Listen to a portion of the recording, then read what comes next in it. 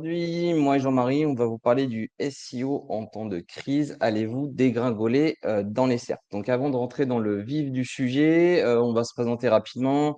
Moi, c'est Axel Janvier, je suis directeur associé de l'agence SEO Mix actuellement. On va dire que ça fait 12-13 ans que je suis dans le SEO. Donc moi, c'est Jean-Marie Evin et je suis consultant SEO justement chez SEO Mix depuis 2 ans maintenant. On va d'abord démarrer par quelques rappels sur les dernières mises à jour de Google. A priori, il y a quelques attentes aussi dans la conf précédente sur ce sujet. Ensuite, on va aborder 4 études de cas. L'idée, c'est vraiment de vous présenter des cas concrets de sites qu'on a analysés, qui se sont fait un peu exploser pour certains d'entre eux avec les dernières mises à jour de Google. Et ces mises à jour-là, enfin ces études de cas, en fait, on les a nommés, on en a nommé 4, on leur a donné un petit nom. Donc ça, on va vous les passer en revue dans les slides. Et on terminera en fait cette conférence avec une présentation, voilà, de notre vision du SEO dans les prochaines années. Alors, on démarre avec quelques rappels sur les dernières mises à jour Google, notamment la HCU, Helpful Content. Donc ça va parler à pas mal d'entre vous. La HCU, elle va viser en fait à pénaliser des sites web qui vont publier des contenus sans valeur ajoutée pour l'utilisateur. Donc cette HCU, cette mise à jour, il y a eu 3 versions. Une première version en août 2022 qui a uniquement impacté les sites anglais, les pages en anglais. Il y a eu une deuxième version étendue de l'HCU sur les pages en français en décembre 2022.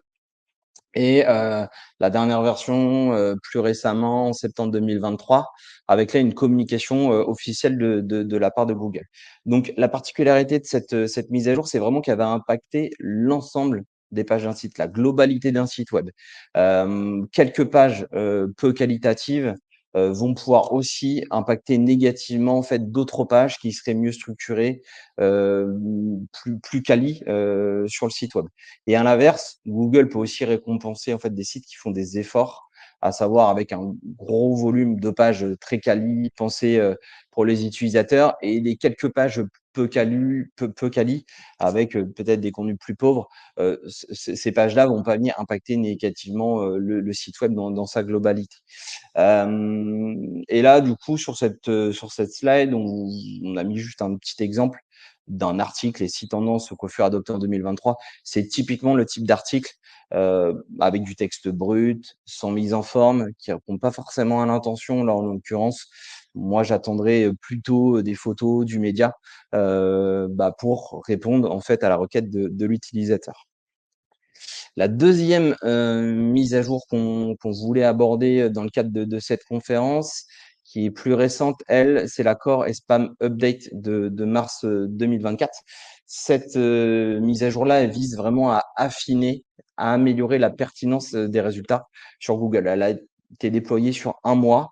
Généralement, il y a des mises à jour qui sont déployées sur des temps plus courts. Là, en l'occurrence, ça a pris un mois et elle va intégrer trois nouveaux axes majeurs de lutte contre le spam. Le premier axe, c'est l'abus de domaine expiré. Pour ceux qui savent pas, un domaine expiré, en fait, c'est un nom de domaine qu'on achète et qui a eu une vie auparavant. Ce nom de domaine-là, il a généré du trafic, il a reçu des liens et c'est surtout le principal intérêt d'acheter un nom de domaine expiré, c'est souvent un nom de domaine qui a de la puissance d'un point de vue SEO. Faut savoir que si vous réutilisez un nom de domaine et que vous venez publier en fait des contenus qui ont pour unique but de vous positionner, mais pas forcément de répondre à la requête d'un utilisateur, donc du contenu un peu spammy, Google aujourd'hui va faire la chasse à ça et vous aurez plus de mal à vous positionner. En l'occurrence, si vous rachetez un nom de domaine expiré, mais que vous mais faites un vrai site, une vraie marque, avec des contenus pensés de quali, pensés utilisateurs, avec des voilà bien structurés. Là, en l'occurrence, vous serez pas pénalisé. Vous pourrez du coup à nouveau générer du trafic sur ce nom de domaine. Le deuxième axe de cette mise à jour, c'est l'abus de contenu à grande échelle. Là, aujourd'hui, Google va essayer de lutter contre les sites qui publient en masse des contenus sans intérêt, sans valeur ajoutée, sans intérêt pour l'utilisateur. Donc ça, c'est vraiment un fléau que Google essaie de contrer aujourd'hui. Si vous publiez des contenus en masse, mais c'est que ces contenus-là ont été supervisés, ils ont été améliorés, voilà, vous êtes juste aidé notamment de l'IA pour aider ces contenus, et que vous avez retravaillé le contenu, vous ne devriez pas être inquiété. À partir du moment où le contenu il est de qualité, vous ne devriez pas avoir de soucis. Et le dernier axe de cette mise à jour, c'est l'abus de réputation de site ou parasite SEO.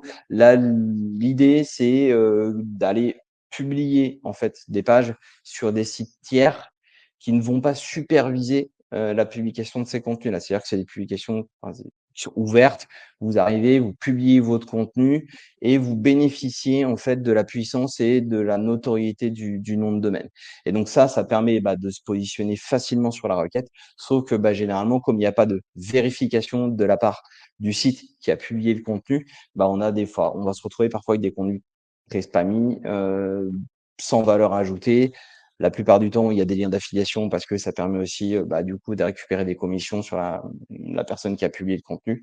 Et du coup, là aujourd'hui, Google essaie de vraiment de stopper aussi l'abus de réputation des sites qui ouvraient leurs publications. Donc là, j'avais pris aussi un exemple de Outlook India qui avait publié un article sur les compléments alimentaires. Et cet article-là, voilà, il est très très pauvre d'un point de vue du contenu. Donc voilà pour la petite intro sur les mises à jour Google.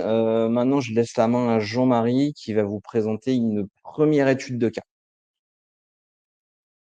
Exactement, merci Axel. Beh, du coup, la première étude de cas dont je vais vous parler, on l'a nommée pardon, crédibilité expertise. Donc je vais vous donner un petit peu le contexte, de ce site-là, le business model et cetera. Et puis après, du coup, on ira voir les différents éléments d'analyse et puis un peu les conclusions qu'on a pu tirer suite à l'audit de la perte de trafic de ce site-là. Donc, première info, c'est un site qui était thématisé pardon, sur le domaine du voyage. Et donc la personne avait une particularité, c'est qu'en fait, elle testait réellement les destinations. Elle rédigeait donc des contenus par elle-même de choses qu'elle avait vraiment testées et elle faisait uniquement de la photo unique qu'après elle ajoutait sur son site. Donc on n'était pas sur, un site, généré par IA avec des photos banque d'images.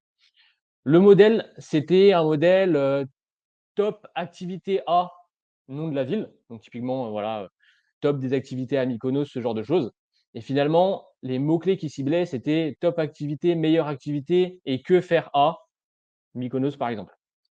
La problématique, c'est que, finalement, le sujet était un peu traité en surface. Donc, par exemple, quand on se contente de faire un top 10 des activités à faire à Marrakech, on va avoir peut-être 150 mots finalement sur chaque activité. Tandis que certains concurrents font beaucoup plus que ça, mais ça, on va le voir après. Au niveau de la monétisation, c'était, voilà, du booking pour les logements, rental car pour la location de voiture, Evaneos pour les activités qu'ils pouvaient proposer, et cetera. Un des points particuliers qu'il y avait sur ce site, c'est qu'il y avait des gros blocs d'affiliation, assez génériques qui parfois sur les pages les plus «pauvres» entre guillemets en termes de contenu pouvaient représenter à peu près 50 du contenu textuel de la page. Et c'est des blocs d'affiliation très génériques du style, si vous voulez réserver un hôtel, 3 étoiles, cliquez sur ce lien. Si vous voulez un hôtel 5 étoiles, cliquez sur ce lien. Si vous voulez réserver une voiture, cliquez sur ce lien et cetera. Donc finalement, c'était aussi du contenu dupliqué en interne qui plus est n'avait pas vraiment de valeur pour, l'utilisateur.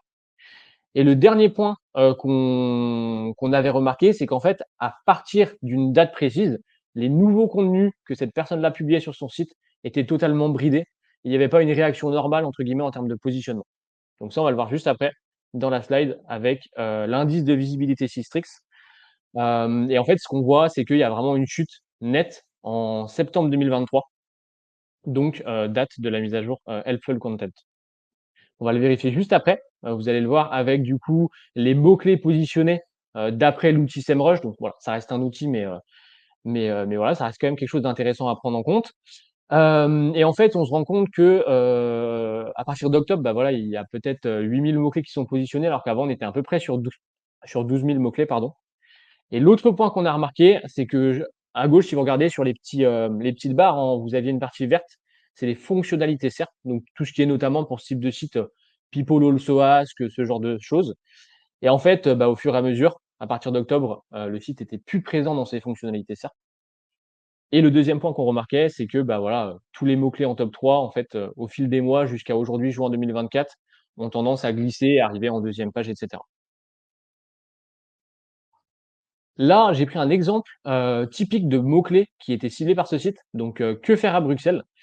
Et en fait, on se rend compte qu'en juin 2023, donc la capture de gauche versus, juin 2024, la capture de droite, on a des gros, gros mouvements dans les cercles, notamment, bah, voilà, enfin, dû à cette mise à jour, grâce ou dû, chacun, le prend comme il veut.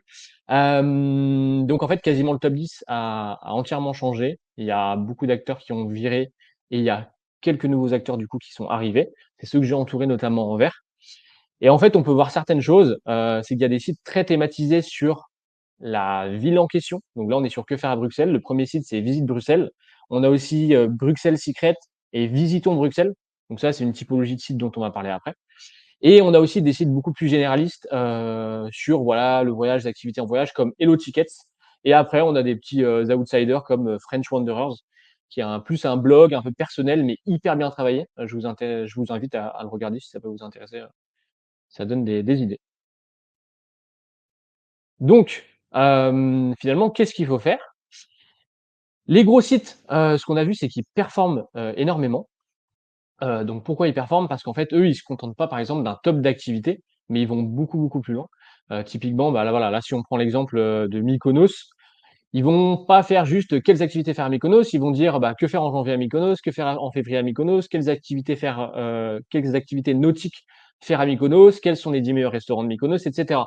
Donc en fait, ils traitent vraiment le sujet en long, en large et du coup, aux yeux de Google, ils s'imposent comme un expert sur, chaque ville, en fait, du monde quasiment. Donc ça, c'est le premier point. Le deuxième point, ce qu'on a remarqué, c'est que les «grands gagnants» entre guillemets, ce sont les sites qui ont tendance à, avoir une valeur ajoutée en plus. Donc on ne se contente pas de page HTML vers, lien d'affiliation en nofollow. Là, ils vont plus loin, donc soit via un système de réservation directement, ou alors, voilà, d'autres, avantages. Je vais vous en citer, après dans 2 slides justement. Et donc toujours dans ce qu'il faut faire, si ça demande trop de travail, trop de contenu et cetera, bah, ce qui est voilà, souvent le cas quand on est une personne qui bosse sur son site, on ne traite pas toutes les thématiques, mais du coup, qu'est-ce qu'on pourrait faire justement pour remonter un peu dans les cerfs? Ce serait de traiter justement soit un pays précis, donc on pourrait par exemple faire un site qui ne parle que de Malte, ou alors d'une ville précise, comme les sites type, Visit London, Visit Porto et cetera. Et donc là, on s'imposerait sur une thématique plus restreinte, mais comme un expert du sujet et du coup, finalement, on se ferait pas cibler par HCU. Donc, je résume un petit peu ce qu'on s'est dit, je vous donne quelques clés en plus. L'option 1, c'est d'aller plus loin avec des silos complets par ville et par pays, comme, le faisait HelloTicket avec voilà, tous les sujets qu'il pouvait aborder sur Mykonos. La deuxième chose, qui pourrait être faite, c'est de se recentrer sur une ville ou un pays très précis. Voilà, des exemples, vous en avez plein, si vous regardez un petit peu dans les SERPs, soit sur Londres, Porto, Malte et cetera.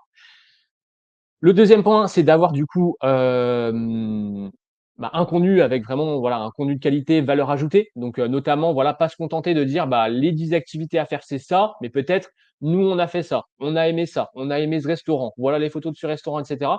Donc aller beaucoup plus loin que juste un contenu finalement qui aurait pu aussi être fait par ChatGPT.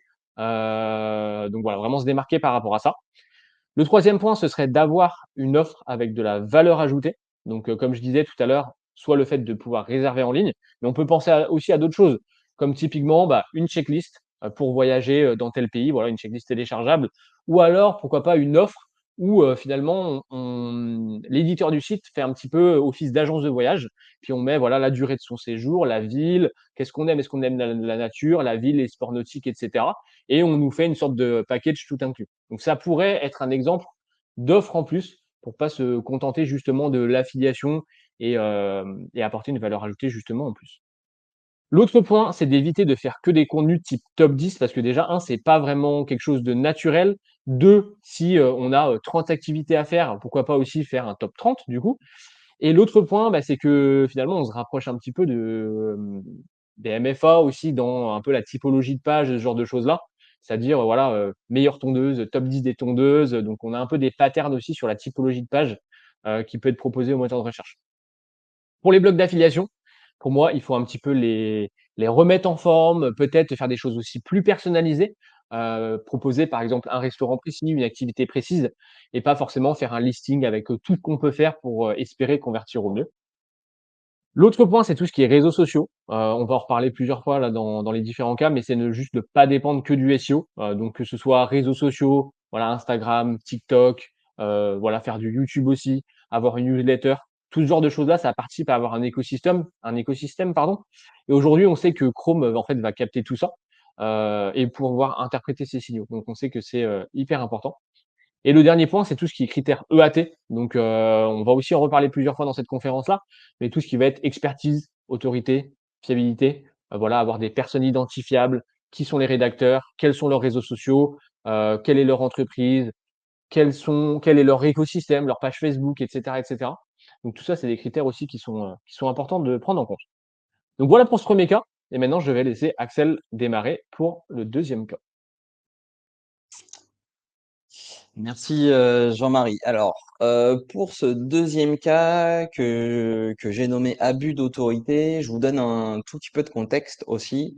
Donc on était sur un site qui était très thématisé dans le high-tech, un site vraiment d'actualité, sur tous les sujets high-tech, et qui proposait aussi une partie, de tests produits avec, des comparateurs, des avis et forcément des blocs d'affiliation. Dans le contexte aussi, on est sur un nom de domaine, qui avait beaucoup d'autorité. C'était un nom de domaine qui avait, 2 480 RD, donc ça commence à être assez costaud en termes de puissance et de popularité. Et dans le contexte, ce qui va aussi nous aider à comprendre un petit peu ce qui s'est passé sur ce site-là, c'est qu'on a eu un élargissement de la thématique à partir de juin 2021. Alors c'est le webmaster qui a fait ce choix. Alors pourquoi? Bah, il avait quelques premiers contenus dans le high-tech qui sont rentrés, dans Discover, à une période. Pour le coup, il s'est dit: «Bah, OK, je vais peut-être profiter de l'intérêt de Discover et je vais aller, publier, des contenus, supplémentaires, sur des sujets, qui peuvent intégrer Discover». Il y a eu un élargissement de la thématique, donc beaucoup d'articles pour Discover, hors de la thématique, high-tech. Donc on va essayer de comprendre est-ce que c'était un bon choix ou pas, mais je pense que vous avez déjà la réponse. Typiquement, quel type d'articles un peu hors thématique ont été publiés? J'ai mis 2 exemples ici. On a notamment des articles dans la thématique ciné. On avait des avis, des résumés, de certains films ou de certaines séries et on avait, notamment de l'actualité autour du cinéma, sur des bandes annonces, sur des dates de sortie, de certaines séries ou de certains films. Alors, si on prend, l'indice de visibilité de Sixtrix comme Jean-Marie l'a fait tout à l'heure, bon, on se rend compte que, globalement avant, juin 2021, on a un site, qui est en train de monter tranquillement, dans les résultats de recherche et un trafic qui est en train de croître. À partir de juin 2021, on se rappelle que c'est à ce moment-là que du coup on commence à rentrer, notamment dans Discover et qu'on élargit la thématique du site. Donc là, ça continue de monter. Ça monte, il y a des petites fluctuations, fin 2022, ça remonte début 2023 et ça commence à dégringoler, courant, d'année 2023 avec notamment une chute, impressionnante, à partir de septembre. On se rappelle que septembre 2023, du coup, c'est la dernière version de la HCU qui va venir pénaliser en fait, hein, des contenus, la globalité d'un site web, heu, sur des contenus qui seraient sans valeur ajoutée pour, l'utilisateur. D'un point de vue vraiment des chiffres et du trafic, je vous ai aussi remis une petite courbe analytics où on voit que avant septembre, donc il y avait pas forcément de données, avant juillet là, 2023, mais de juillet, on va dire à septembre, on a un trafic qui est à peu près stable et du coup ça dégringole à partir de la HCU. Alors, en termes de vraiment de mots-clés, de trafic, voilà. qu'est-ce qui s'est passé? Donc sur la première image à gauche, c'est une courbe SEMrush que tout le monde connaît, où on voit effectivement le nombre de mots-clés positionnés dans le top 100 dégringoler. Donc ça, c'est assez violent. On avait avant la HCU 359 000 mots-clés top 100. Après la HCU, 137 000 mots-clés. Donc on perd, on va dire environ 220 000 mots-clés dans le top 100. Donc c'est pas une petite chute. Avant l'HCU, alors c'est des estimations de trafic SEMrush, forcément c'est pas la réalité, mais c'est juste pour avoir des tendances. On avait à peu près 500 000 de trafic et on perd 75% de trafic après la HCU. Et du coup, dans le tableau à droite de la courbe SEMrush, j'ai thématisé, essayé de catégoriser les pages qui ont perdu du trafic. Et du coup, on se rend compte que les 4 grandes typologies de pages qui perdent du trafic, donc qui représentent à peu près 70 de l'ensemble des pages qui ont perdu de la visibilité. Il y a 70 donc des pages qui se prennent une claque en SEO, qui sont soit des articles type résumé, ce que j'ai appelé ciné, ça va être des résumés de séries, des résumés de films, soit des actualités ciné. Donc, on avait un ou deux exemples avant dans les slides précédentes avec des dates de sortie de certaines saisons ou de certains films. On avait aussi des pages que j'ai appelées top produits. Donc là, c'était plutôt des comparateurs de produits, alors notamment des produits high-tech, mais c'était des top produits. Et on avait des top ciné. Il y avait aussi des classements des meilleurs films ou des meilleurs ciné qui avaient été publiés. Et du coup, on se rend compte que sur ces 4 thématiques, on a à peu près 30 000 mots-clés qui disparaissent purement et simplement des résultats de recherche. Ça représente à peu près 380 000 de trafic SEMrush, et c'est 70% des pages. Donc, grosse claque. Alors, dans ces cas-là, qu'est-ce qu'il faut faire? Alors, c'est de ne pas se laisser tenter par des opportunités de trafic quand on a un site d'autorité. Là, on a le webmaster voulu voir trop grand, trop gros. Il s'est dit, OK, il y a du trafic à aller chercher, donc on va pouvoir le monétiser. On va élargir la thématique. Ça, c'est l'erreur qui a été faite, c'est qu'il faut surtout ne pas faire ça.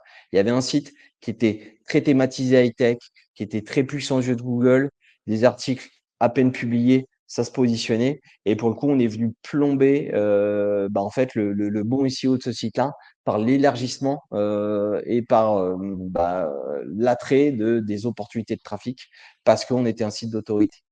Donc, ce qu'il faut faire dans ce cas-là, en tout cas, les recommandations que nous, on va proposer sur vraiment ce type de cas, c'est supprimer toutes les pages hors thématique. Pour le coup, Google n'a plus forcément identifié le site comme un expert du high-tech parce qu'on a trop dévié du sujet initial. Donc, on va supprimer ces pages-là. Ces pages-là, on va leur mettre une 410 si elles n'ont pas de lien. Si elles ont quelques backlinks, pour le coup, c'est toujours intéressant de faire la 301 pour rediriger le jus tout simplement vers d'autres pages, même si ce jus, il n'est pas dans la thématique. Et on va stopper des publications, du coup, de tous les sujets hors high-tech. Et on reprend un rythme de publication pour tout simplement rethématiser le site.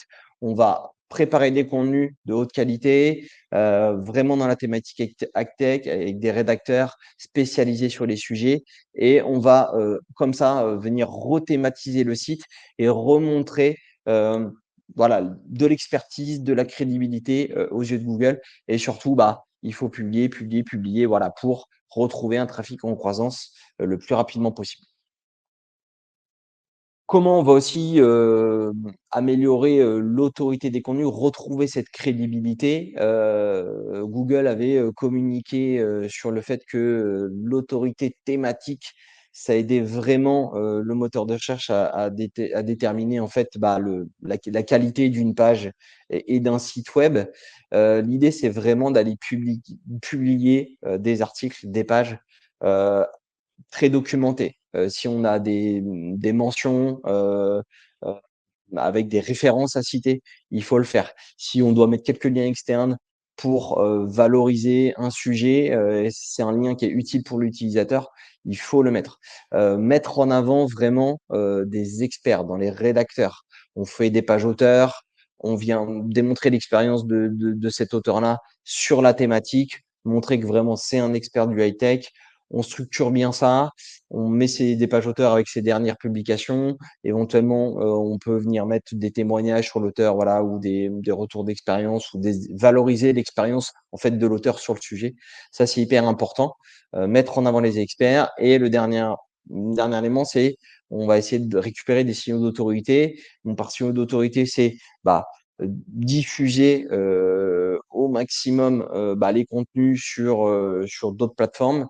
Ça peut être les réseaux sociaux, ça peut être des agrégateurs de contenu, et aussi récupérer des liens depuis des sites médias, des sites ou des blogs, en tout cas très thématisés dans le high-tech, voilà, pour aider aussi et montrer à Google que pour le coup, on a vraiment rethématisé le site et qu'on va vraiment se focaliser sur ce sujet-là désormais. Donc, je laisse Jean-Marie vous présenter l'étude de cas suivante. Ouais, tout à fait. Donc, finalement, ce dont Axel parlait avant, ça introduit un petit peu ce cas-là, qu'on a nommé élargissement de la thématique. Mais là, il y a eu un élargissement de la thématique, pas pour les mêmes raisons, pas dû à un abus d'autorité. Donc justement, je vais vous détailler ça. Donc pour vous donner un petit peu le contexte, on est sur un site qui était thématisé sur la mode homme, avec comme, business model finalement la vente de liens. Donc voilà, là cette personne-là, elle vendait justement un article qu'elle allait rédiger sur un sujet et puis, elle allait le poster, faire le lien en do follow pour, transmettre du jus SEO. La problématique, c'est qu'en fait, elle a commencé à avoir des demandes, d'annonceurs un peu divers et variés. C'est-à-dire que, ces annonceurs-là étaient pas forcément, dans la mode homme et peut-être sur d'autres sujets, comme on le verra après, comme, par exemple, les canapés, le high-tech, et cetera, et cetera. Donc il y a du contenu hors thématique qui a été créé, sans évidemment réelle expertise, parce que cette personne-là, c'est elle qui rédigeait et hormis s'y connaître sur la mode homme, c'est vrai que sur les autres sujets, elle était forcément plus limitée. On était vraiment sur de l'image, banque d'images, sur la majorité des contenus, donc très, très peu de photos uniques. Les sujets étaient traités en surface, parce que c'était pas forcément des thématiques qu'elle connaissait et ce qu'on a remarqué à partir d'une certaine date aussi, c'est que les nouveaux contenus étaient vraiment bridés par Google. On va le regarder juste dans la slide d'après avec l'indice de visibilité du coup de Systrix, et on voit pareil la mise à jour HCU mi-septembre et on voit là le trafic en fait qui chute, vraiment d'un coup. On va le vérifier aussi sur les mots-clés positionnés de SEMrush. Et là, ce qu'on voit du coup, c'est qu'entre septembre et octobre, pareil, il y a une grosse baisse. On passe à peu près de 15 000 mots-clés positionnés à 8 000, on va dire. Et là, disparition quasi totale des fonctionnalités SERP, donc tout ce qui était voilà, People Also Ask ou d'autres fonctionnalités que ce blog-là pouvait avoir. Et quand même disparition aussi peu à peu du top 3. Et donc justement, comme je vous le disais, c'était un site qui parlait de mode homme et en fait, quand on regarde le trafic, qui a été perdu entre les 3 derniers mois de l'année d'avant, en fait, on se rend compte que ce qui a perdu le plus de trafic, c'est des mots-clés qui n'ont absolument aucun lien avec la mode homme. Donc là, on avait par exemple, plus belle fille du monde, fille sexy, les plus belles filles du monde et cetera, et cetera. Donc on est vraiment sur, un hors sujet, par rapport à la mode homme évidemment. Donc, qu'est-ce qu'il faut faire? Il va falloir, rethématiser le site, supprimer justement, tous les articles qui sont pas en lien avec la mode homme. Donc si voilà, ces contenus reçoivent des backlinks, on les supprime, on fait une redirection 301. Si c'est pas le cas, on peut faire une 410. Mais voilà, on élimine tout ce qui va être contenu, comment choisir son canapé, pourquoi choisir, tel modèle de matelas, quel plan de choisir pour sa maison et cetera, et cetera. Donc, toujours dans ce contexte, d'approfondir la thématique, il va falloir aussi revoir l'arborescence. Donc là, j'ai pris, un exemple de gros site, donc c'est Comme un camion, qui est dédié vraiment à la mode homme et donc là, on voit vraiment une arborescence, une architecture, un menu de site avec, une navigation finalement par, type de vêtements, donc basket, chaussures, chemise, blouson, jean, chino et cetera et après un deuxième menu de navigation avec mode homme, nos conseils, nos tests, nos inspirations, nos adresses, nos coups de cœur, top articles et cetera. Donc vraiment, pouvoir traiter la thématique de long en large, tester peut-être des vêtements, dire, voilà quelle boutique, on conseille et cetera, et cetera. Donc, toujours dans ce qu'il faut faire, donc comme je l'ai dit, hein, supprimer tous les articles hors sujet. Typiquement, il y avait un article qui était sur le top 10 des voitures électriques. Donc, là, il y a vraiment un grand écart entre les 2 sujets. On rethématise, donc comme je le disais juste avant, voilà, des idées de contenu, ça pourrait être des tests, donc on teste tel modèle de basket fait en Italie, etc. On prend des réelles photos, on dit ce qu'on en pense. Et en fait, des fois aussi, on arrête de chercher que les articles qui ont une vocation SEO. On peut aussi faire des contenus qui vont bien se partager sur les réseaux. Et donc, ça va rentrer aussi dans ce contexte-là d'avoir justement un écosystème. Donc, ça peut être aussi des guides, des essais. Et là, j'ai mis un exemple justement à droite, le petit guide du pantalon taille haute, qui est issu du site Bonne Gueule, qui va faire tout un article voilà, sur le pantalon taille haute, pour quelle morphologie, quelle matière il faut choisir, quelle couleur, c'est quoi les dernières tendances, etc. Donc vraiment, on sort d'un article où on met juste son mot-clé dans la title, mais on va aussi plus loin avec un contenu fourni pour l'utilisateur. On pense à justement tous les canaux qu'on va pouvoir exploiter. Ce qui introduit le dernier point, donc d'avoir vraiment un écosystème, comme je disais, réseaux sociaux, YouTube, etc. Et donc, on arrive sur la dernière slide. Hem, donc, qu'est-ce qu'il faut faire? Donc éviter de ne faire que, des contenus pour vendre des liens. Donc voilà, peut-être se dire: on va faire, OK, un contenu, on va vendre des liens. Après, on se permet de publier deux trois autres contenus qui ont peut-être moins d'intérêt SEO, peut-être ils en ont autant, mais on va pas forcément non plus vendre des liens dessus. On reste toujours bien dans cette thématique, malgré les demandes des annonceurs qui peuvent des fois être un petit peu farfelues. Qui plus est, en publiant des articles de manière entre guillemets «autonome», si ces articles se positionnent, on pourra aussi faire de la vente d'articles positionnés, donc ce qui peut aussi être intéressant d'un point de vue business. L'autre point, c'est, les critères EAT, on a toujours parlé tout à l'heure, mais voilà, vraiment personne identifiable et cetera. On met des références, on met des citations, ce genre de choses. Et le dernier point, c'est que, on peut aussi, voilà, s'aider d'autres personnes d'une thématique pour, enrichir ses contenus et finalement aussi les crédibiliser. Avec là, un exemple aussi qui était issu du site, Comme un camion, où justement ils faisaient un article sur, les blousons en cuir et à un instant T, ils ont fait intervenir justement, le créateur d'une certaine marque, qui s'appelle Daytona 73 et ils ont mis un bloc citation parce que lui a mis justement un témoignage sur, comment choisir, son blouson en cuir et cetera et cetera. Donc voilà pour ce dernier cas et puis après, je vais laisser Axel, avancer. Yes, alors sur le dernier cas qui est un peu différent des autres, on l'a nommé changement d'intention.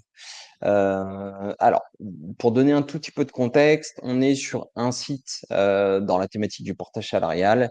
Faut savoir qu'on est sur un site d'une vraie entreprise, une entreprise, qui a une vraie marque, une marque assez forte d'ailleurs dans son secteur d'activité, qui a une vraie expertise, un vrai écosystème. C'est une marque qui existe depuis vraiment, des dizaines d'années, dans le secteur du B2B et ce site-là, le site était positionné dans le top 10 sur sa requête, principale depuis pas mal de temps et courant 2023, il y a eu plusieurs changements, qui ont été opérés, par Google, dans la SERP et notamment, Google a fait un ménage, et a positionné, des pages, heu, qui répondaient pas tout à fait qui répondaient selon lui mieux à l'intention, que la page de notre client. Alors on regarde un petit peu, donc la page elle était, dans le top 10, et courant 2023, elle sort du top 10, elle est 9e, et elle passe en deuxième page, elle passe 15 ou 16e.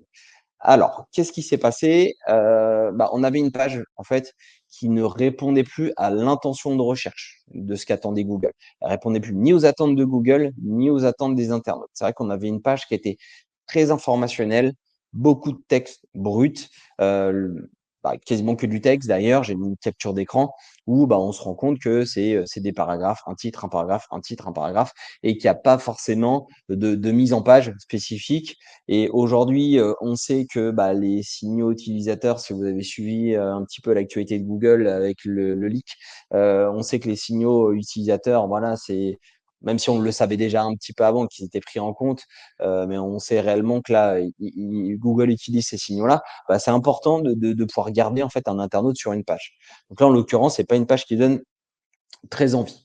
Donc ce qu'on a recommandé, ce qu'il faut faire, dans ces cas-là, c'est de retravailler le contenu pour mieux répondre à l'intention de recherche.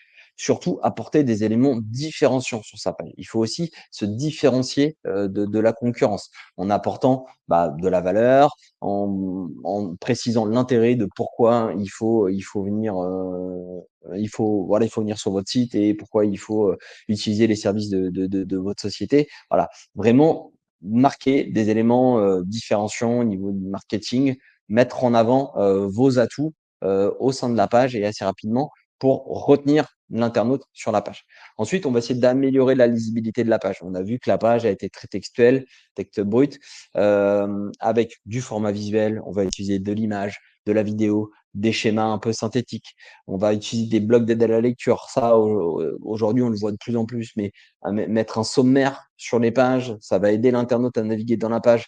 Mettre des blocs un peu résumés sur ce qu'il faut retenir sur cet aspect-là, surtout quand on est sur des sujets parfois un peu techniques. C'est pas toujours évident de tout de suite comprendre comment ça fonctionne ou comment cette société-là peut nous aider ou peut répondre à notre besoin. Donc, on va essayer voilà, de résumer le côté technique pour faciliter la compréhension de l'internaute. Et on va aussi forcément mettre en avant des CTA pour faciliter la prise de contact. Un lien vers un numéro de téléphone, un lien vers un formulaire. Ça, c'est aussi des choses que Google va sentir et qui vont être bons pour votre SEO. Si vous n'avez pas de formulaire sur votre page, alors que du coup, c'est l'objectif, c'est important d'en mettre. L'autre point, c'est qu'il faut aussi améliorer la sémantique de la page. Elle était assez pauvre d'un point de vue sémantique. Il manquait aussi les bonnes expressions aux beaux endroits, dans les bonnes zones. Et il manquait aussi de la crédibilité à la page. C'est-à-dire qu'on est dans un domaine, le portage salarial, il y a aussi des références, il y a des textes de loi, il y a des mentions obligatoires. Donc tout ça, c'est des choses qui vont apporter de la valeur à la page et aussi qui vont rassurer l'internaute et du coup qui vont faire en sorte que cet internaute-là va rester sur votre page. Pour rappel, ça a aussi un intérêt SEO. Et donc, on a pris quelques exemples en fait de ce que proposaient certains sites concurrents qui, eux, avaient gagné de la visibilité. Et du coup, on se rend compte que, par exemple, on a quelque chose de très schématique, les avantages du portage salarial, avec une petite image, l'intitulé voilà, de l'avantage mentionné. On a de la vidéo avec découvrir le portage salarial en 1 minute. On a des liens vers des références, des textes. Ça va crédibiliser votre discours et vos services. Et on a des petites fonctionnalités, lecture de la page en audio aussi, qui peuvent être utiles dans le parcours de l'utilisateur. Donc, ce qu'il faut faire, c'est, voilà, on va améliorer l'autorité thématique et l'expertise au sein de la page et aussi au sein du site. C'est le dernier point de cette slide-là, créer des pages connexes pour couvrir toute la thématique. Chaque question d'un internaute posée dans les moteurs de recherche, il faut lui apporter une réponse. On avait aussi vu que sur ce site-là, toutes les PA, elles n'étaient pas traitées au sein de la page. Donc, soit on les intègre dans la page, soit on fait des pages dédiées si on pense que il y a un intérêt, que c'est nécessaire. On vient vraiment couvrir la thématique et ça va aussi nous permettre, au-delà de vraiment thématiser le site et de montrer de la crédibilité, montrer l'expertise sur le sujet, ça va aussi nous permettre de pousser la page principale qui va cibler le mot-clé générique via du maillage interne.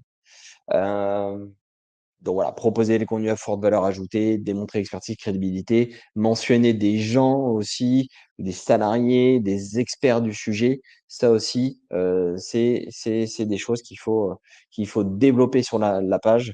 Et avec tout ça, normalement, on devrait, vu la notoriété de la marque et le site, on devrait facilement retrouver le top 10. Donc Jean-Marie, je te laisse conclure sur cette conférence.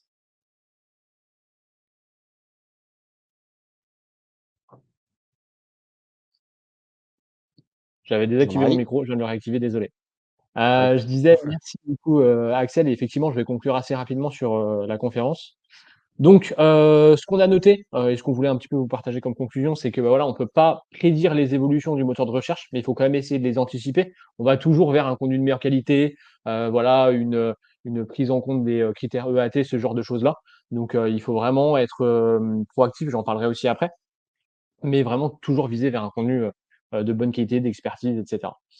Donc Rester dans sa thématique, c'est aussi une bonne pratique. Donc on l'a vu plusieurs fois là avec l'élargissement de la thématique, soit parce que voilà, on a une forte autorité et puis du coup on veut aller faire du discover, générer du trafic et monétiser, ou alors, parce que voilà, on veut vendre des liens sur d'autres thématiques et puis, on voit un petit peu l'appât du gain. Donc rester dans sa thématique et s'imposer comme un expert, c'est vraiment aussi, une chose qu'il faut faire. Faut penser aux interactions utilisateurs. Donc voilà, sur la page, on ne se contente pas d'un texte de 2000 mots en noir sur fond blanc. On va peut-être ajouter, comme le disait Axel tout à l'heure, bah voilà, des éléments de réassurance, peut-être ajouter un simulateur, un tableau, on met un formulaire de contact, et cetera, pour que voilà, l'utilisateur ait une navigation aussi agréable sur le site et qui trouve aussi réponse à ses questions. Et les 2 derniers points qu'on s'est notés, c'est que, bah, Google va devoir s'adapter, notamment avec les IA génératives parce que du coup, bah, il y a des contenus qui sont créés, par l'IA et qui sont publiés sur internet. Donc, bah, voilà, Google, il va peut-être prendre en compte de plus en plus les critères EAT pour juger quels contenus seraient les plus pertinents à l'avenir. Donc il va y avoir ce genre de changement-là. Après des mises à jour, il y en a en permanence. Donc, voilà pour ça. Et il y a aussi autre chose dont on parle pas mal, c'est tout ce qui va être, par exemple, réseaux sociaux. Bah, typiquement, on dit souvent que les jeunes vont peut-être, utiliser TikTok un peu comme Google. Moi, personnellement, j'ai essayé. Typiquement, dans la barre de recherche, on commence à taper micro-entreprise et en fait, on voit qu'on a un peu des suggestions comme sur Google, comment créer micro-entreprise, ce genre de choses-là et on a des gens qui ont fait des vidéos pour répondre justement à ces questions-là. Donc Google va devoir s'adapter par rapport à tout ça. Voilà, il présente maintenant les vidéos TikTok dans les SERPs de mémoire, c'était pas le cas au début, mais il y a en permanence des changements. Donc voilà, il faut aussi s'adapter en tant que SEO. Et le dernier point, du coup, c'est d'être, proactif et c'est vrai que le dernier exemple qu'a donné Axel, il est vraiment parlant parce qu'il faut pas attendre d'avoir une chute dans les SERPs pour modifier son contenu. Voilà, on regarde ses top mots-clés, on regarde un petit peu les mouvements dans les SERPs, notamment avec SEO Observer. Vous regardez, il y a un mois, qui a monté, qui a descendu, pour qui, pourquoi, et cetera et vous anticipez ces changements-là, au lieu de, dégringoler, de perdre énormément de trafic, énormément aussi de business et vous en rendre compte quand c'est trop tard. Donc voilà pour nos petites conclusions et bah, on est ouvert à vos questions si vous en avez.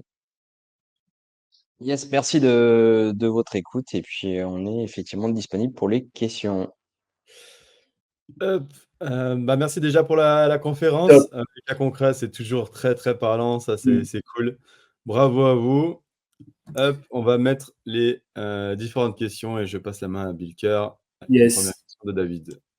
Bah, merci messieurs, franchement, grosse valeur avec des vrais slides, des vrais cas, no bullshit, comme je l'aime. Donc bravo les gars. Bah, en fait, bah, vous avez déchaîné les passions dans les commentaires parce qu'en fait là, il y a pas mal de questions. La première, c'est David OK. Brown, SEO. Est-ce que suite à un impact de la HCU, de nouveaux mots-clés peuvent apparaître, style long trend, sur lesquels on n'est jamais apparu? Bah, moi, j'aurais tendance à dire, non, parce que ce que j'ai remarqué, c'est qu'en fait, le site, il est un peu comme malucé. C'est-à-dire que c'est comme s'il avait, il était un peu bridé, en fait, par Google. Donc, c'est plutôt une chute justement sur les mots-clés, pardon, sur lesquels on est déjà positionné. Et voilà, après réapparaître sur de nouveaux mots-clés. Des cas que j'ai traités, c'est pas ce que j'ai Mmh. vu. Après, je sais pas toi, Axel, si tu as vu autre chose, mais Non, non, non, bah pas pareil, bah quand on prend la HCU, on a voilà une grosse baisse. Euh, Après le fait que certaines pages montent sur des peut-être des nouvelles requêtes, en tout cas, nous dans les cas qu'on a pu analyser, on l'a pas vu. On a voilà plutôt un site qui perd du trafic plutôt qu'un site qui apparaît sur de nouvelles requêtes. Après, est-ce que ces nouvelles requêtes, est-ce que c'est lié peut-être à des nouveaux articles qui auraient été publiés plus récemment? Et dans ces cas-là, j'ai envie de dire c'est normal. Euh, mais pile poil après la HU, non, en tout cas, nous, on n'a pas vu ces effets-là. Top. Bah, merci pour cette réponse et pour votre retour d'expérience. Deuxième question de Clément. Clément Denechaud. Bon, bah, Clément, si j'ai mal dit ton nom de famille, n'hésite pas à me dire. Alors, Clément qui nous dit comment Google peut-il analyser si un contenu est utile ou non pour un visiteur? Alors ça, c'est le genre de question sur laquelle je sais que vous allez commencer la réponse par ça dépend. Allez-y. Bah, ouais, effectivement, bah, ça va dépendre de la thématique, ça va dépendre du sujet. Enfin, déjà, en fonction de la thématique bah, du site, les critères qui vont être pris en compte pour juger de l'utilité d'un contenu, ils vont pas forcément être les mêmes. Mais j'ai envie de dire la réponse la plus simple avec aussi le leak qu'il y a eu, c'est est-ce que l'internaute il reste sur ta page? Si l'internaute il reste sur ta page et surtout si l'internaute après commence à naviguer sur d'autres sections de ton site et passe un minimum de temps, pour le coup, s'il est sur Chrome, bien évidemment, Google va probablement se dire que effectivement ce contenu est utile. Après, il y a aussi des éléments qu'il va pouvoir détecter. Typiquement, moi, je sais que si on est sur un site qui propose de la prestation de service, si on n'a pas le formulaire en bas de page, pour le coup, c'est aujourd'hui, c'est des choses qui, pour moi, Google est capable de détecter. S'il manque un formulaire alors qu'on est sur un site sur lequel on doit prendre, sur lequel il doit y avoir une prise de contact et qu'on ne l'a pas, on a déjà vu des effets, on ajoute le formulaire, on gagne quelques positions. Alors, est-ce que c'est directement ça ou pas? C'est pareil. Il n'y a pas que ce critère. Il faut aussi voir s'il n'y a pas eu des optis de la page en même temps, mais voilà, moi, ce que je répondrais, Jean-Marie, je ne sais pas si tu as un complément. Non, ça me va ce que tu as dit comme réponse du coup. Top. Merci. Clément, j'espère que tu as eu ta réponse. Moi, je ne peux que suivre ça. En fait, c'est du test and learn en fait, à chaque fois. Et c'est ce que tu viens de dire, en fait, Axel. Test and learn. Tu regardes tes contents et après, à ce moment-là, tes données GA et tes données GSC, enfin, Analytics et Search Console te diront si ta page est quali ou pas, quoi. Merci, Exactement. Axel. Prochaine question, c'est Fanny. Fanny Arpatrafic. Et faut-il intégrer des métadonnées spécifiques dans ta page auteur? Tu veux répondre, Axel, ou je réponds? Non, pas particulièrement. En tout cas, nous, je sais que pour le coup, on n'a pas de balisage spécifique pour les auteurs. L'idée, c'est forcément d'avoir le nom de l'auteur, sa photo, son expérience au sein de la page. Mais je sais qu'à une époque, il y a très longtemps, on avait des petites photos des auteurs qui apparaissaient dans ceux qu'on fait qui sont dans le SEO depuis pas mal d'années. À une époque, on avait des petites photos des auteurs qui pouvaient aussi apparaître directement dans les SERPs. C'est plus le cas aujourd'hui. Mais moi, à ma connaissance, enfin comme ça, j'ai pas de balisage spécifique, en tout cas, à citer. Est-ce qu'il y a les données structurées auteurs qu'on peut utiliser sur ces pages-là ou pas? Ça, c'est une bonne question. Je crois pas. On est toujours honnêtement un peu sur les classiques, que ce soit balisage Open Graph, après tout ce qui va être schéma Power, tout ça, et voilà, organisation ou ce genre de choses-là. Et c'est vrai que pour les auteurs, j'aurais pas de réponse spécifique non plus, honnêtement. Ok, ça marche. Moi, je me permets de faire un petit partage d'expérience. Ouais. Moi, sur mon blog perso, j'ai une page auteur sur laquelle j'ai un peu qui je suis, ce que j'ai fait, quelles sont mes valeurs, qu'est-ce que j'aime dans la vie, qu'est-ce que j'aime pas, tout ça. Et j'ai mis les petites balises auteur. Enfin, comment dire, le schéma auteur.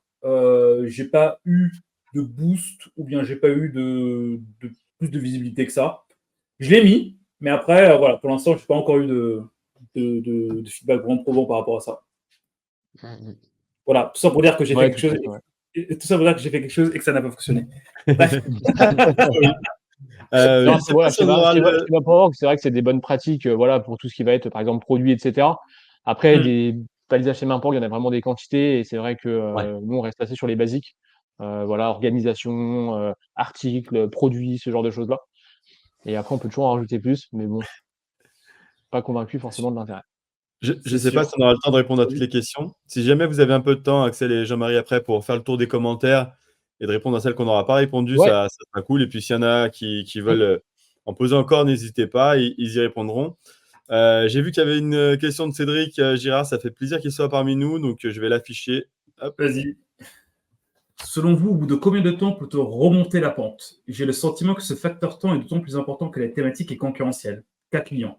Alors, Cédric, quand tu dis cas client, c'est que toi, tu as eu un cas client sur lequel tu as eu du mal à remonter la pente, ou bien tu parles du cas client d'Axel et Jean-Marie? Voilà, si tu pouvais mettre la petite précision en commentaire. En attendant, je laisse Jean-Marie et Axel répondre. Ouais. Je vais apporter déjà une partie de la réponse et finalement, ça va aussi répondre à d'autres questions, notamment les questions de, je vois Pascal, et je crois qu'il y a d'autres personnes qui ont aussi posé ces questions-là. Ouais. C'est donc combien de temps ça prend? Bah, nous, très honnêtement, en fait, la majorité des cas qu'on a eus, ils sont relativement récents. En fait, les gens ont peut-être eu une chute en octobre, mais ils s'en sont réellement inquiétés peut-être à partir de mars. Ils se sont dit, oh, ça va revenir, je vais refaire des contenus, etc., etc. Ce qui n'a pas forcément été le cas. Et la réalité, c'est que beaucoup de ces cas-là, on les a traités dans des prestations du coup d'audit à partir de mars, on va dire. Donc toutes ces préconisations-là, on les a faites. On a vu que ces clients ont commencé à effectivement faire les correctifs. Et donc, combien de temps ça va mettre? C'est une bonne question, sachant que la majorité des cas, en tout cas que j'ai eu pour ma part, c'est un peu des solopreneurs, c'est pas des gens qui ont des grosses équipes, etc. Donc, avec une production de contenu parfois un peu limitée. Mais je dirais qu'il faut au moins compter 6 mois déjà avant de voir comment ça bouge. Après, Axel, peut-être que toi, tu as un autre avis Ouais, par rapport à ça. ouais, moi par le passé, j'avais bossé sur un autre cas qui avait été aussi impacté par une mage Google liée au contenu de mauvaise qualité. Pour le coup, ça avait mis 10-12 mois à remonter parce qu'on avait fait le nettoyage et vraiment après le moment où on retrouve les positions initiales, euh, ça prend du temps. Moi, de mon expérience, c'est 10-12 mois. Alors après, en fonction du site, de sa puissance, de la thématique, effectivement de la concurrence, comme c'est noté dans la question, ça peut être plus ou moins difficile. Mais effectivement, ça prend plus de temps si c'est plus concurrentiel, de mon expérience aussi. Et donc, moi, les cas que j'ai eus, ça a mis 10-12 mois vraiment à bien revenir. Mm. Allez, on a encore un peu de temps. Top. Quels outils? Alors, Lucille qui nous dit quels outils utilisez-vous pour connaître le nombre de mots-clés sur lesquels une page ou un site se positionne? Bon, pour le coup, il y en a plein. Hein. Bah ouais, si c'est un concurrent, après, bah, tu as tous les outils classiques, voilà, SEMrush, etc. Voilà. Si c'est ton site, bah, Search Console. Je pense que ce sera le running gag du jour. Search Console. Search Console, les gars. Search Console. On y revient. Exactement. Top, merci bien. Frédéric qui nous dit comment faire pour supprimer des contenus où il y a des liens achetés, car légalement, on doit laisser ces articles ou surtout ces liens en ligne. Merci. Ouais. Mais bonne question. Effectivement, pour le cas que j'ai traité, donc avec le site qui parlait de la mode homme, avec du coup des contenus qui avaient été créés sur voilà, des sujets comme les matelas, etc. Bah, moi, ma préco en tant que référenceur, c'est bah voilà, ces contenus-là, tu les enlèves. S'il y a des liens, tu fais une 301. S'il n'y a pas de lien, tu peux faire une 410. Il n'y a pas de souci. Ce qu'il y a, c'est qu'après, il y a l'aspect juridique et légal. Je suis d'accord, si les gens sont aussi engagés avec des plateformes de liens, ce genre de choses-là, bah, du coup, il faut qu'ils voient. Voilà. Après, voilà, chacun verra un peu midi à sa porte. Je sais qu'il y en a qui peuvent un peu mettre ces contenus dans un tiroir de leur site profondeur 8, mais voilà. On va dire, c'est pas vraiment de réponse en fait. C'est que malheureusement, c'est un peu une des problématiques. Je dirais de les ranger tous dans un coin, peut-être dans une catégorie divers. Ce serait peut-être la meilleure chose pour les garder quand même en ligne. Voilà. Ouais. Là, pour le coup, effectivement, t'as pas le choix de les garder ou alors, bah, il faut que tu rembourses la plateforme. Ça, c'est à négocier avec elle. Mais ouais, pour le coup, pour moi, ouais, si c'est de l'article sponsor, bah, normalement, tu es engagé et tu dois conserver le lien. Donc là, la question est un petit peu plus compliquée, quoi. Ouais. Bon, bah, j'espère que tu as eu ta réponse, Frédéric. Yes. Voilà, on t'a donné une bonne réponse de Normand. J'espère On a que. Jérôme Pascal avec nous. Salut Jérôme, j'espère que ça va. Jérôme qui dit supprimer les contenus hors sujet pour se concentrer sur la thématique du site. Vous conseillez quoi sur la Google News? Sur un News? Bah, Et pour des le bonnes coup, questions, honnêtement. vas-y, Vas-y, Axel, tu peux Jean-Marie. répondre si tu veux. Bah, moi, honnêtement, Non, ce que non, j'allais dire, bah, c'est que j'ai. vas-y, Allez, vas-y, à toi. vas-y, À vas-y, toi, à vas-y. toi, à toi, à toi. Vas-y, vas-y. Non, non, vas-y, je te laisse faire. Ouais, ce que j'allais dire, c'est que moi, honnêtement, de mon expérience, j'ai eu assez peu de sites Gnews, justement. Donc, j'aurais pas spécialement de choses à te conseiller par rapport à ça. Bah, pour le coup, pour moi, même si le site il est sur Google Actu et que il faut supprimer les contenus et aller bah, chercher du contenu d'actualité sur le sujet initial là-dessus. Perso, je vois pas forcément d'autres solutions ou alors j'ai pas bien compris la question, mais ouais. Mmh. Après, je pense que la question, c'est un peu, bah, quand on a un site généraliste et qu'on fait du coup du Gnews, bah, comment on fait? Mais Après, c'est vrai que j'ai l'impression que la réponse, c'est quand même d'aller de plus en plus vers des choses thématisées. Enfin, c'est toujours ce vers quoi tend Google. Après, il peut y avoir peut-être des sites nichés qui fonctionnent sur Gnews, peut-être par exemple sur ciné, séries, ce genre de choses, télé-réalité, machin. Mais si c'est vraiment du généraliste, du coup, j'aurais pas spécialement de recours, non. Justement, pour apporter la même réponse, il y a quelques mois, j'étais ici au By Night à Orléans, l'événement qui est organisé par Edouard Bobier. Et il y avait Clément Pessot, qui est assez chaud sur Google News, qui nous faisait en fait un retour d'expérience sur des expressions de trafic qu'il a eu sur certains sites avec Google News. Et en fait, à chaque fois, c'était des sites thématisés sur un point en particulier. Donc, et en fait, ce qu'il me disait aussi, c'est que Google News, en fait, les gros sites qui font un petit peu de tout, enfin les gros sites d'information tels que 20 minutes, etc., eux, comme ils sont assez gros, ils parlent de tout, eux, ils peuvent avoir les faveurs de Google pour se positionner sur beaucoup de thématiques sur Google News. Mais nous, enfin la population normale, entre guillemets, pour bien être sur Google News, il est recommandé de créer un site thématisé et d'aller en fond dessus. Super. Merci bien, les gars. Il doit rester quelques petites questions dans les commentaires. Je vous laisserai faire le tour si vous avez 5 minutes. Sinon, n'hésitez pas à aller les voir, pareil, encore une fois, sur les réseaux sociaux et ainsi de suite, pour leur poser vos questions en direct. Ils sont disponibles pour ça. Merci pour cette super conférence. Je vous dis à plus tard. Et puis voilà. Merci à vous. Ça marche. À bientôt. Merci tout le monde. Au revoir. Et bonne journée. Salut.